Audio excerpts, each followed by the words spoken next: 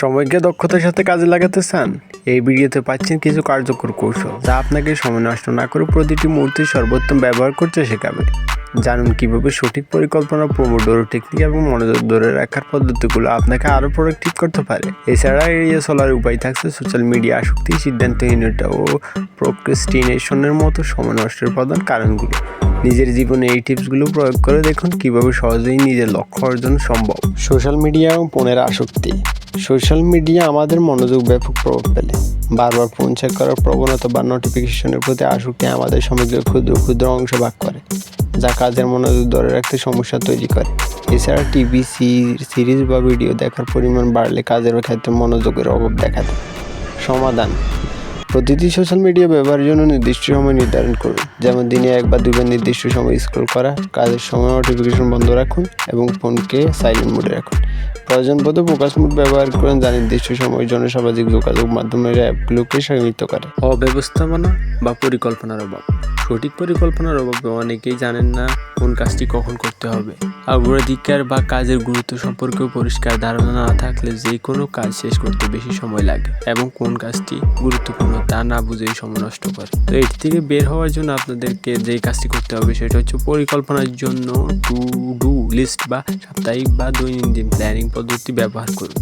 প্রতিদিনের কাজগুলোকে লিখে রাখুন এবং সেগুলোকে গুরুত্বপূর্ণ এবং কম গুরুত্বপূর্ণ হিসেবে ভাগ করুন। এরপর গুরুত্বপূর্ণ কাজগুলোর উপর প্রথমে মনোযোগ দিন এবং দিন শেষে একটি পর্যালোচনা করুন।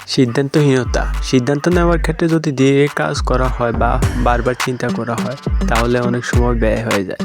কখনো কখনো আমাদের মনে হয় যে কাজটি ভালোভাবে করা হবে কিনা তা নিশ্চিত না হওয়া পর্যন্ত সিদ্ধান্ত নেওয়া ঠিক হবে না। তো এটা থেকে বের হওয়ার জন্য আপনাদের নির্দিষ্ট কিছু প্রশ্ন করে দ্রুত সিদ্ধান্ত আসার চেষ্টা করুন, যেমন এটি কি এখনই প্রয়োজন বা এটি কি আমার লক্ষ্যকে পূরণ করতে সাহায্য করবে। আরও চেষ্টা করুন যে একটি কাজের জন্য নির্দিষ্ট সময় বেঁধে দিন।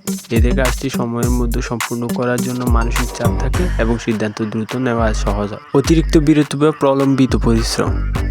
কাজের মাঝে দীর্ঘ সময়ের জন্য বিরতি নিলে কাজের উপর মনোযোগ ধরা ঠিক কঠিন হয়ে পড়ে। অনেক সময় আমরা একটু বিশ্রাম নিতে গিয়ে ঘন্টার পর ঘন্টা অন্য কোনো অবসর কাটিয়ে ফেলি। এটা থেকে বের হওয়ার জন্য আপনাদেরকে পোমোডোরো টেকনিক অনুসরণ করতে পারেন, যেখানে 25 মিনিট কাজের পর 5 মিনিট বিরতি নিন। এইভাবে 4টি পোমোডোরো সেশন শেষ বড় একটি বিরতি নিন।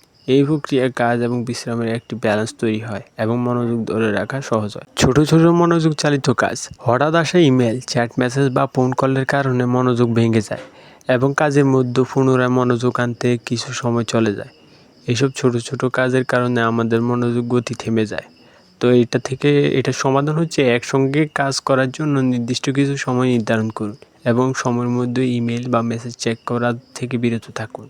ডিপ ওয়ার্ক পদ্ধতি অনুসরণ করুন, যেখানে নির্দিষ্ট সময়ের জন্য সম্পূর্ণ মনোযোগ দিয়ে কাজ করবেন।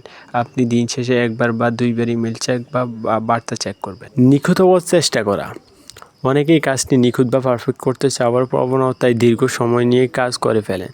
এর ফলে কাজের সেই সময় বেশি নষ্ট হয় এবং শেষ পর্যন্ত অন্যান্য গুরুত্বপূর্ণ কাজের জন্য পর্যাপ্ত সময় থাকে না। এটার সমাধান হচ্ছে নিজের কাজের স্ট্যান্ডার্ড তৈরি করুন, তবে সব সময় নিখুঁত হওয়ার চেয়ে কাজটি শেষ করার উপর মনোযোগ দিন।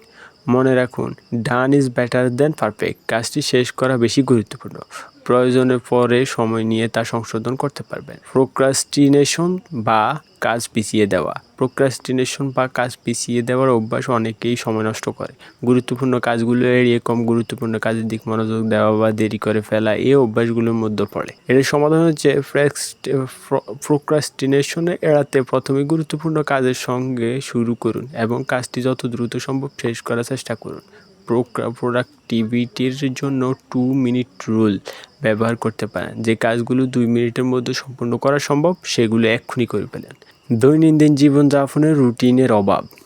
নির্দিষ্ট রুটিন বা অভ্যাসের অভাবে প্রতিদিনের কাজগুলোকে সময়মতো করা হয় না এবং অনেক সময় আমাদের কাজ সম্পূর্ণ করতে দেরি হয়।